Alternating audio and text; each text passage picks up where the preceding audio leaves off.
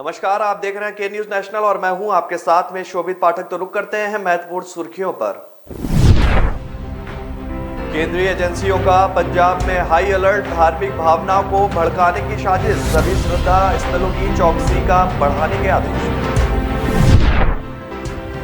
Corona से बड़ी राहत, कल की तुलना में 50% मौतें कम, 572 दिन बाद सबसे कम सक्रिय मामले। गुजरात तट पर पाकिस्तानी नाव से 400 करोड़ रुपए की 77 किलो हेरोइन जब्त, 6 तस्कर भी हुए गिरफ्तार। पनामा पेपर्स लीक मामले में प्रवर्तन निदेशालय ने एक्ट्रेस ऐश्वर्या राय और बच्चन को अभिषेक बच्चन को भी भेजा नोटिस।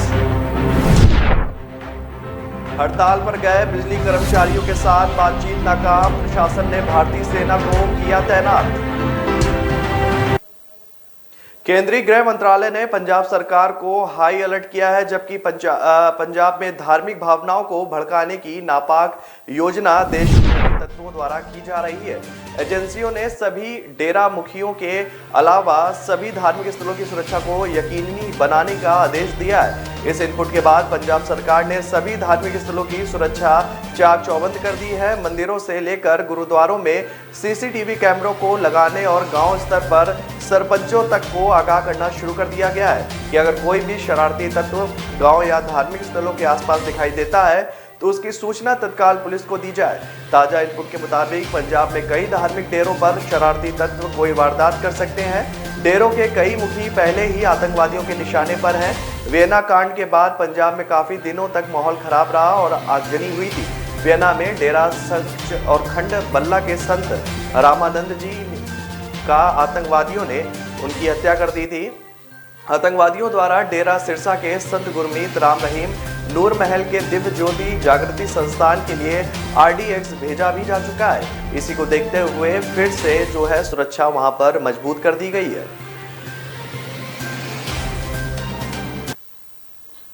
देश में ओमिक्रॉन संक्रमितों की संख्या तेजी से बढ़ती जा रही है। अब तक यह कुल 12 राज्यों में फैल चुका है। महाराष्ट्र में सबसे ज्यादा 54 संक्रमित मिले हैं, वहीं राष्ट्रीय राजधानी दिल्ली में 22, तेलंगाना में 20 और राजस्थान में 17, कर्नाटक में 14, गुजरात में 9, केरल में 11 और उत्तर प्रदेश में 2, आंध्र प्रदेश, चंडीगढ़, तमिलनाडु और पश्चिम बंगाल में एक व्यक्ति में ओमिक्रॉन मिला है। देश में अब ओमिक्रॉन के कुल मामले 153 हो गए हैं। वहीं इससे पहले राजधानी दिल्ली में रविवार को कोरोना के 107 केस दर्ज किए गए थे, जो कि 6 महीने बाद किसी भी एक दिन में कोरोना के सबसे ज्यादा मामले हैं। महाराष्ट्र में भी कोरोना के मामलों में तेजी देखी गई है। राज्य के स्वास्थ्य मंत्रालय के अनुसार यहां रविवार को 902 मामले सामने आए। स्वास्थ्य मंत्रालय द्वारा जारी सोमवार के आंकड़े के अनुसार बीते 24 घंटे में कोरोना के 6,563 नए मामले सामने आए। वहीं आज 132 लोगों की मौत हो गई, जो कि कल की तुलना में 50% कम है। आपको बता दें कि रविवार को 264 लोगों की मौत हुई थी। इस दौरान 8,077 लोग कोरोना से सही भी हुए थे। सक्रिय मरीजों की संख्या 82,267 हो गई, जो कि 572 दिनों बाद सबसे कम है। लद्दाख में कोरोना संक्रमण के 28 नए मरीज मिलने से हड़कंप मच गया है। अब यहाँ सक्रिय मामलों की कुल संख्या 188 हो गई है। पाकिस्तान अपनी हरकतों से बाज नहीं आ रहा है। 6 चालक दल के सदस्यों के साथ एक पाकिस्तानी मछली पकड़ने वाली नाव और लगभग 400 करोड़ रुपए की 77 किलोग्राम हेरोइन ले जा रही थी, जिसे गुजरात तट पर भारतीय जल क्षेत्र में पकड़ा गया है। अधिकारियों ने सोमवार को इस बात की जानकारी दी। उन्होंने बताया कि भारतीय तटरक्षक बल और गुजरात आतंकवाद विरोधी दस्ते के संयुक्त अभियान में रविवार रात मादक पदार्थ जब्त किया गया। गुजरात के रक्षा PRO ने एक ट्वीट में कहा कि तटरक्षक बल ने राज्य ATS के साथ मिलकर संयुक्त अभियान में पाकिस्तानी मछली पकड़ने वाली नाव अल हुसैनी को भारतीय जल क्षेत्र में 6 चालक दल के सदस्यों के साथ पकड़ लिया है। उन्होंने ट्वीट में कहा कि लगभग 400 करोड़ रुपए की 77 किलोग्राम हेरोइन भी जब्त की गई है। नाव को आगे की जांच के लिए गुजरात के कच्छ जिले के जखाऊ तट पर लाया गया था। इस साल अप्रैल में तटरक्षक बल और STS ने इसी तरह का ऑपरेशन किया था और कच्छ में जखाऊ तट के पास भारतीय जल क्षेत्र के पास 8 पाकिस्तानी नागरिकों के साथ लगभग 150 करोड़ रुपए की 30 किलोग्राम हेरोइन ले जा रही एक नाव को पकड़ा था। पिछले महीने ATS ने गुजरात के मोरबी जिले में एक निर्माणाधीन घर से लगभग 600 करोड़ रुपए की हेरोइन ड्रग्स की खेप जब्त की थी।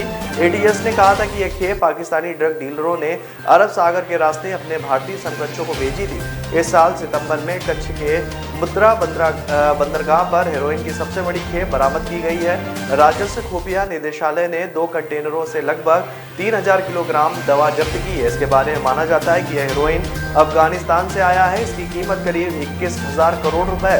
अधिकारियों ने इसकी पुष्टि भी की थी। पनामा पेपर्स लीक मामले में ऐश्वर्या राय बच्चन को प्रवर्तन निदेशालय के सामने पेश होने के लिए सम्मन भेजा गया है, जिसके बाद वो पेश हुई। उन्होंने इससे पहले 2 मौकों पर पेशी के लिए समय की मांग की थी। पनामा पेपर्स मामले की जांच कर रहे विशेष जांच दल के समकक्ष स्थगन की याचिका दायर की गई थी। इससे पहले ईडी ने ऐश्वर्या के पति और फिल्म अभिनेता अभिषेक बच्चन से भी पूछताछ की थी। कुछ मीडिया रिपोर्ट्स की माने तो सूत्रों ने कहा था कि इस मामले में जल्द ही अमिताभ बच्चन से भी पूछताछ हो सकती है। पनामा पेपर्स मामले में ईडी की पूछताछ से अमिताभ बच्चन परिवार की मुश्किलें और बढ़ सकती हैं। फिल्म अभिनेत्री ऐश्वर्या राय से दिल्ली में पूछताछ की गई। आपको बता दें कि पनामा पेपर्स मामले में भारत के करीब 500 लोगों के शामिल होने का दावा किया गया था। इसमें देश के कई नेता, अभिनेता, बिजनेसमैन सहित कई चर्चित लोग भी शामिल हैं। पनामा पेपर्स कांड 3 अप्रैल 2016 को शुरू हुआ था, जब कंपनी की डिजिटल आर्काइव से करीब 1.15 करोड़ फाइल लीक हो गई थी। इस पेपर्स लीक कांड ने 2 देशों के शासनाध्यक्षों को पद से हटने पर मजबूर भी कर दिया था, जबकि अन्य कई बड़ी हस्तियों की साख खराब कर दी गई थी। लीक हुई फाइलें जर्मनी के अखबार SZ को मिली थी, जिसके बाद उसने international consortium of investigation journalist को सौंप दिया था। इस लीक कांड के कारण आइसलैंड के प्रधानमंत्री सिंगमुतुर और डेविड गुलनागसन को इस्तीफा देना पड़ा था, जबकि पाकिस्तान की अदालत ने तत्कालीन प्रधानमंत्री नवाज शरीफ को शीर्ष राजनीतिक पद के लिए अयोग्य घोषित कर दिया था। इस लीक कांड में ब्रिटेन के पूर्व प्रधानमंत्री David Cameron, footballer star Lionel Messi, Argentina के राष्ट्रपति मैरिसियो माक्री और उनका भी नाम था। अमेरिका की सेंटर फॉर पब्लिक इन्वेस्टिगेशन के अनुसार इसे लेकर 89 देशों में कम से कम 150 जांचें चल रही हैं। निजीकरण के विरोध में अनिश्चितकालीन हड़ताल पर गए जम्मू कश्मीर के बिजली कर्मचारियों के साथ बातचीत नाकाम होने के बाद प्रशासन ने रविवार शाम बिजली की आपूर्ति के लिए सेना को भी बुला लिया। सेना ने जम्मू कश्मीर के प्रमुख पावर स्टेशन पर मोर्चा संभालते हुए शहर में बिजली सप्लाई की आपूर्ति को दुरुस्त करने का काम शुरू कर दिया। जम्मू कश्मीर में बिजली के निजीकरण का विरोध कर रहे प्रदेश के 23,000 बिजली कर्मचारी शनिवार से अनिश्चितकालीन हड़ताल पर है। इस हड़ताल का व्यापक असर शनिवार से ही जम्मू के अधिकतर हिस्सों पर पड़ा और शहर के करीब 50% इलाकों में बिजली गुल हो गई। इस हड़ताल का सबसे ज्यादा असर जम्मू कश्मीर के ग्रामीण इलाकों पर पड़ा।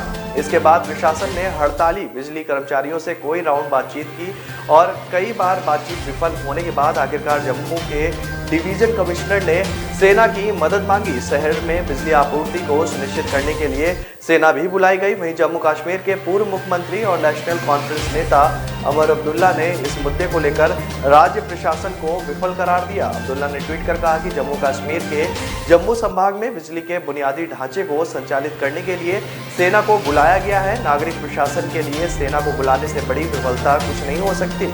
इसका मतलब ये है कि जम्मू कश्मीर सरकार ने शासन के पूरी तरह से फेल होने को स्वीकार कर लिया है। तो रुक रहे हैं छोटे से ब्रेक के लिए। ब्रेक के बाद जल्द हाजिर होंगे।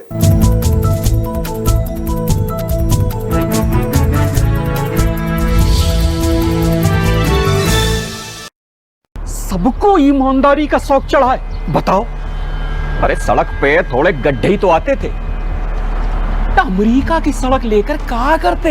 सारा पैसा अगर सड़क पे लगा देते ना तो हमारी अय्यासी का क्या होता। पिछली सरकार भी तो थी, कागजों पे काम, मुंह मांगा था। लेकिन इनकी ईमानदारी के चक्कर में हमारी ठेकेदारी तो गई, पुराने घोटालों की सारी फाइलें भी खोल दी।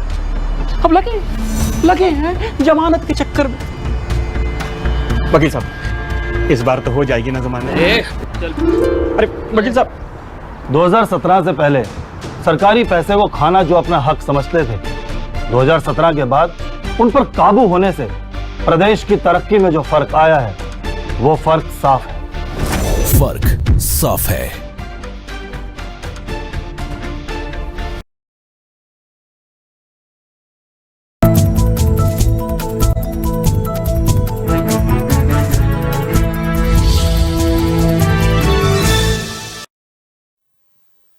ब्रेक के बाद फिर स्वागत है आपका। रुक करते हैं आगे की खबरों पर। कांग्रेस सांसद राहुल गांधी ने सोमवार को लोकसभा में लद्दाख को राज्य के दर्जे और संविधान की 6ठी अनुसूची में शामिल करने के मुद्दे पर चर्चा के लिए स्थगन प्रस्ताव पेश किया। केरल के वायनाड से सांसद राहुल गांधी ने सदन की कार्यवाही स्थगित करने के लिए एक प्रस्ताव पेश करने की अनुमति देने के नोटिस भी दिए। अपने नोटिस में राहुल गांधी ने कहा कि वह ले एस्पेक्स बॉडी और कारगिल डेमोक्रेटिक एयरलाइंस के सदनों और सदस्यों के सहित हितधारकों के साथ एक समिति गठित करने के मामले पर चर्चा करना चाहते हैं ताकि उनकी मांगों पर विचार किया जा सके। उन्होंने सीमावर्ती क्षेत्रों में पारंपरिक और चारागाह भूमि तक निर्माण पहुंचाने का भी मुद्दा उठाया। राहुल गांधी ने कहा कि लद्दाख को अलग राज्य का दर्जा दिए जाने को लेकर स्थानीय लोगों में चिंता बढ़ गई है, क्योंकि केंद्र शासित प्रदेश कई प्रमुख नेताओं ने हाल ही में अपनी मांग के लिए बड़े पैमाने पर आंदोलन करने का आह्वान किया है। गौरतलब है कि केंद्र ने नरेंद्र मोदी सरकार ने 2019 को जम्मू और कश्मीर के विशेष राज्य का दर्जा निरस्त किया था और इसे 2 केंद्र शासित प्रदेशों कश्मीर और लद्दाख में विभाजित किया था। सरकार ने संसद के एक कानून पारित करने के बाद 5 अगस्त 2019 को लद्दाख को केंद्र शासित प्रदेश बनाया था। दिल्ली के साथ देश भर में ओमिक्रॉन के मामले लगातार बढ़ रहे हैं और इसकी जद में अब तक देश की राजधानी समेत 12 राज्य आ चुके हैं। वहीं कोरोना के नए वेरिएंट ने केंद्र के साथ राज्य सरकारों की टेंशन भी बढ़ा दी है। इस बीच दिल्ली एम्स के कम्युनिटी मेडिसिन डिपार्टमेंट के हेड डॉक्टर संजय राय ने कहा कि ओमिक्रॉन से किसी को घबराने की जरूरत नहीं है। ओमिक्रॉन का आना अच्छा है और अब तक के अनुभव से पता चला है कि यह सीवियर नहीं है। साथ ही उन्होंने कहा कि यह कोरोना के डेल्टा वेरिएंट को रिप्लेस करेगा। डॉक्टर संजय राय ने कहा कि डेल्टा वेरिएंट काफी घातक था, इससे देश की ज्यादातर पॉपुलेशन इन्फेक्टेड हो चुकी है और यह बात भारत के लिए वरदान है। इसके साथ उन्होंने कहा कि ओमिक्रॉन कॉमन कोल्ड की तरह है, इससे घबराने की जरूरत नहीं है। इसके साथ दिल्ली एम्स के कम्युनिटी मेडिसिन डिपार्टमेंट के हेड डॉक्टर संजय राय ने कहा कि वैक्सीन की पैरवी करना वेस्टेड इंटरेस्टेड है और कुछ लोग अपने कॉमर्शियल इंटरेस्ट में लोगों को डरा रहे हैं। वयस्कों को वैक्सीन लगाकर हम लोगों की जान बचा सकते हैं और इसके बहुत कम साइड इफेक्ट भी हुए, लेकिन जो जान हमने बचाई है वो बहुत बड़ी संख्या में है। बच्चों को वैक्सीन की कोई ज़रूरत नहीं है क्योंकि 10 लाख में से केवल 2 बच्चों की कोविड से डेथ होती है, लेकिन इसके साइड इफेक्ट ज़्यादा बड़े हैं, इसलिए बच्चों में टीके की ज़रूरत नहीं है। इसके साथ डॉक्टर संजय राय ने बूस्टर डोज को लेकर भी बड़ी बात कही। उन्होंने कहा कि बूस्टर डोज की बात करें तो दुनिया के कई देशों ने बूस्टर डोज दिए हैं। यूके का उदाहरण ले लें तो उसने 39% पॉपुलेशन को बूस्टर डोज भी दे दिया है, फिर भी वहाँ 1 लाख के आसपास केस रोजाना आ रहे हैं। साफ है कि बूस्टर डोज लगाकर भी बहुत फायदा नहीं है। वैक्सीन और बूस्टर डोज की शुरुआती वेरिएंट के लिए बनाए गए थे और ये अक्सर होता है कि धीरे धीरे वायरस का कैरेक्टर बदलता है, यानी कि वैक्सीन या बूस्टर डोज बहुत कामयाब नहीं होता है। ऐसी स्थिति में हमारी सुरक्षा डेल्टा वेरिएंट से इन्फेक्टेड हो जाने की वजह से होगी। फिलहाल लोगों को 2-3 हफ्ते तक कोविड प्रोटोकॉल का पालन करना जरूरी है।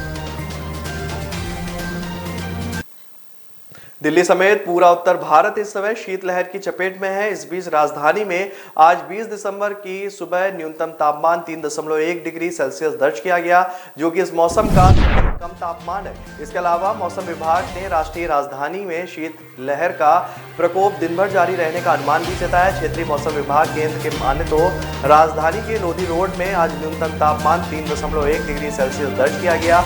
आपको बता दें कि रविवार को दिल्ली के सफदरजंग इलाके में न्यूनतम तापमान 4.6 डिग्री सेल्सियस रिकॉर्ड किया गया था, जबकि शनिवार को दिल्ली में न्यूनतम तापमान 5 डिग्री दर्ज किया गया था। वहीं आज न्यूनतम तापमान 3.1 डिग्री दर्ज किया गया। इससे साफ है कि दिल्ली में ठंड लगातार कहर बरपा रही है। इसके अलावा मौसम विभाग ने कहा है कि 21 दिसंबर से दिल्ली में कोहरे का प्रकोप भी दिखाई देगा।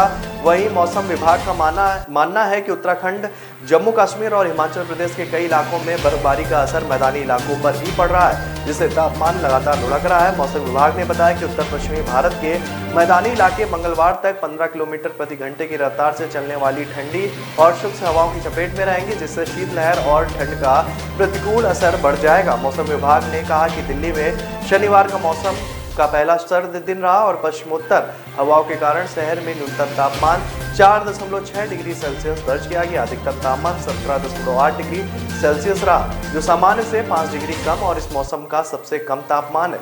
मौसम विभाग ने बताया कि जब न्यूनतम तापमान 10 डिग्री सेल्सियस से कम या इसके बराबर और अधिकतम तापमान सामान्य से कम 4 से 5 डिग्री सेल्सियस नीचे दर्ज किया जाता है तो उसे सर्द दिन कह सकते हैं। उत्तर प्रदेश में भारतीय जनता पार्टी की सरकार को समय की जरूरत बताते हुए केंद्रीय मंत्री पीयूष गोयल ने कहा है कि 2017 में प्रदेश को एक ईमानदार सरकार मिली जिसकी बदौलत तरक्की की राह पर बढ़ रहा है। यहां जारी एक बयान के अनुसार केंद्रीय वाणिज्य एवं उद्योग मंत्री पीयूष गोयल ने कहा कि केंद्र एवं प्रदेश में भाजपा सरकारें समय की सबसे बड़ी आवश्यकता है। उत्तर प्रदेश में 2017 के चुनाव से पहले राज्य की कानून व्यवस्था की स्थिति किसी से छिपी नहीं है। गोयल ने कहा कि व्यापारी उद्यमी पलायन करने के लिए व्यवस्था और 2017 के चुनाव के बाद प्रदेश को ईमानदार सरकार दिए जाने का नतीजा ये है कि प्रदेश विकास की राह पर बढ़ रहा है। मंत्री ने कहा कि काशी विश्वनाथ मंदिर का सपना सदियों पुराना था, इसी तरह से अयोध्या में भगवान राम का भव्य मंदिर बने ये भी पुराना सपना था जो कि साकार होने की दिशा में है। उन्होंने कहा कि प्रदेश में जो विकास हो रहा है वह प्रदेश के कारोबारी उद्यमी और सहयोग की देन है। यदि समाज का योगदान न होता तो प्रदेश विकास की राह में बढ़ने वाला नहीं था। उन्होंने कहा कि ये पहला मौका है जब राज्य में 2 करोड़ 60 लाख आवास की सुविधा उपलब्ध कराई गई। केंद्रीय मंत्री ने कहा कि प्रदेश में 1 करोड़ से ज्यादा घरेलू गैस एवं 1 करोड़ से ज्यादा बिजली के कनेक्शन भी दिए जा चुके हैं और 30 नए मेडिकल कॉलेज का निर्माण किया जा चुका है।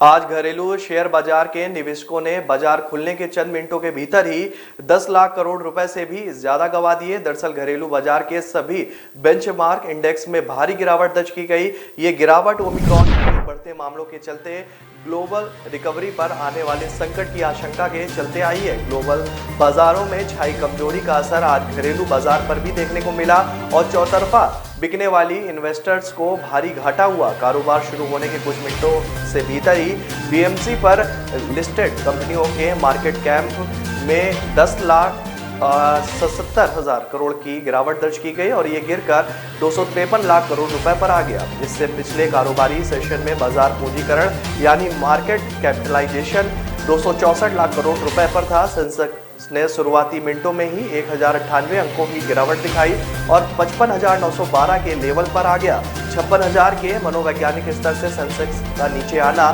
शेयर बाजार के लिए बड़े खतरे की घंटी साबित होता है।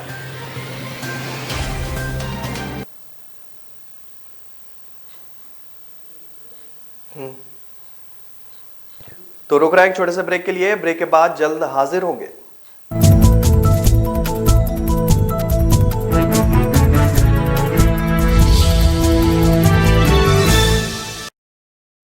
न ऐश का न द्वेष का, यह दंगल है देश का। सुलगती समस्याओं के जुलसते सवालों का होगा दंगल देश का। प्रशासन के प्रश्नों को लेकर होगा दंगल देश का। शिक्षा, स्वास्थ्य, समाज, कानून और व्यवस्था के आज क्या है हालात। सोमवार से शुक्रवार रोज रात 8 बजे जलपा क्षत्रिय के साथ दंगल देश का।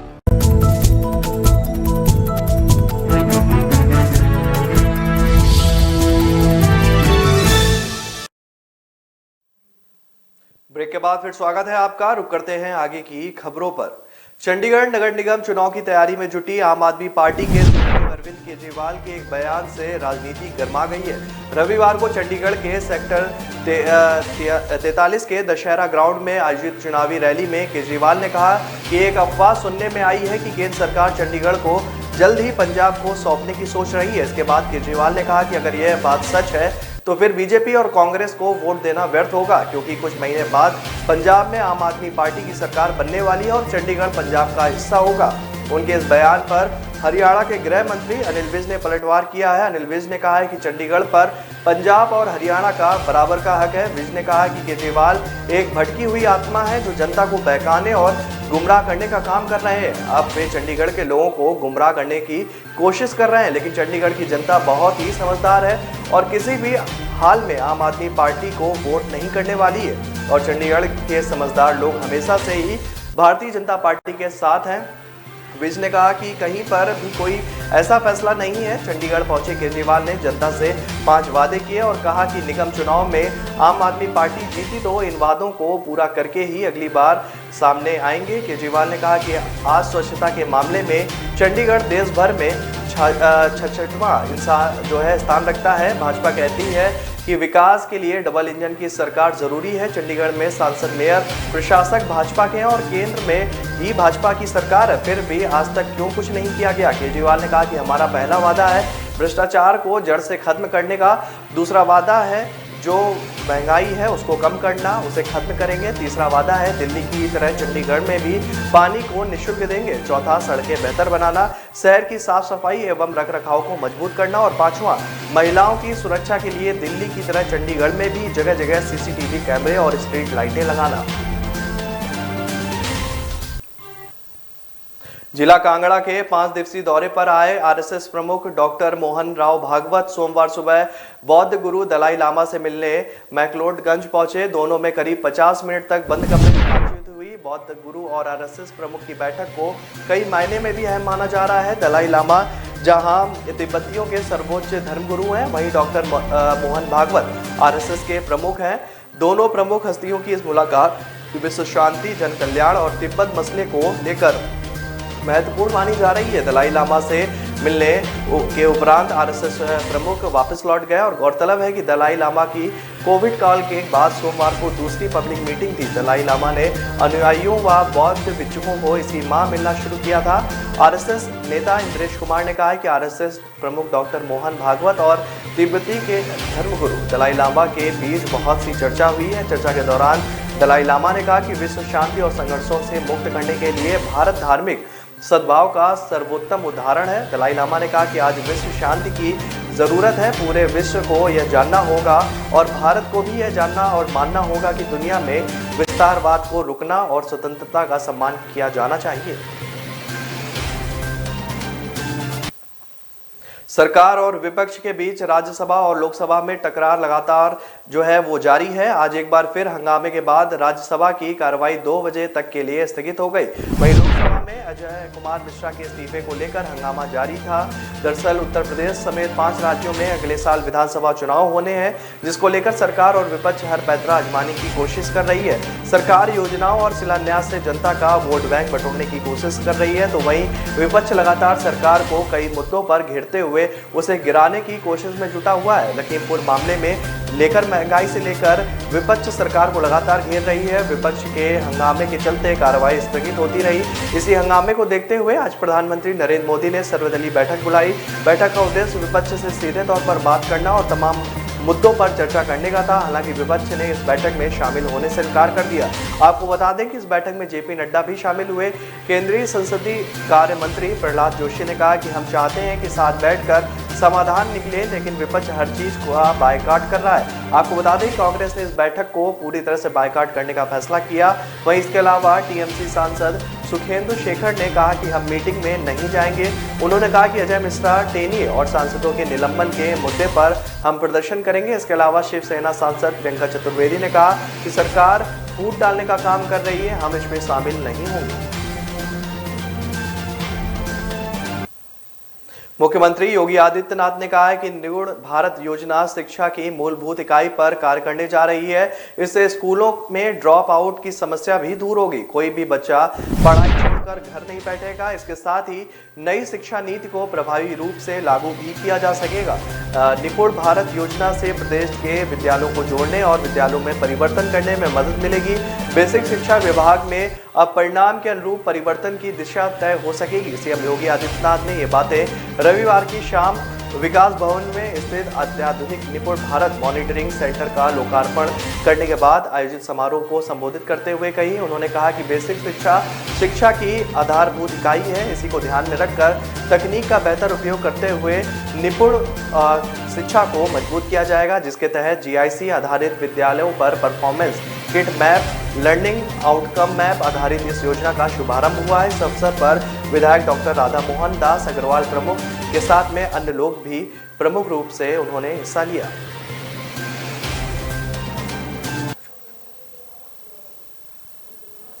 राजस्थान के मुख्यमंत्री अशोक गहलोत ने कांग्रेस शासित राज्य छत्तीसगढ़ में अपनी बिजली परियोजनाओं को आवंटित ब्लॉकों से कोयला उत्पादन के लिए मंजूरी में तेजी लाने के लिए कांग्रेस अध्यक्ष सोनिया गांधी के हस्तक्षेप की मांग की है। सोनिया गांधी को लिखे पत्र में अशोक गहलोत ने कहा है कि छत्तीसगढ़ सरकार से बार बार अनुरोध करने के बाद राज्य के मुख्यमंत्री भूपेश बघेल ने राजस्थान सरकार को आवंटित कोयला ब्लॉकों में खनन के लिए मंजूरी नहीं दी। पत्र में गहलोत ने कहा कि छत्तीसगढ़ में राजस्थान को आवंटित परसा कोयला खदान में खनन परमिट नहीं मिलने से 4,340 मेगावाट बिजली उत्पादन ठप हो सकता है। केंद्र के द्वारा राजस्थान को परसा पूर्व कांटे एक्सटेंशन और सरगुजा में 1,136 हेक्टेयर की कोयला खदानों में आवंटित की गई है, लेकिन पर्यावरण मंजूरी के दूसरे चरण के लागू होने के कारण राज्य की पंचायतों ने अनुमति उनसे लेनी पड़ती है और इसके लिए राज्य सरकार को पहल करनी होगी। गहलोत ने कहा कि छत्तीसगढ़ के मुख्यमंत्री भूपेश बघेल को लगातार पत्र लिखने के लिए बावजूद उसके बाद भी कोई भी कार्रवाई अभी तक नहीं हो सकी है।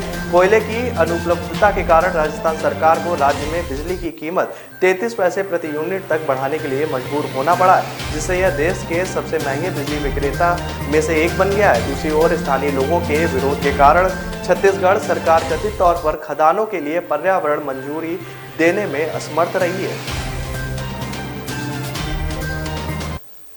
तो फिलहाल इस बुलेटिन में मेरे साथ इतना ही। आगे की खबरों के लिए बने रहिए के न्यूज़ नेशनल के साथ। नमस्कार।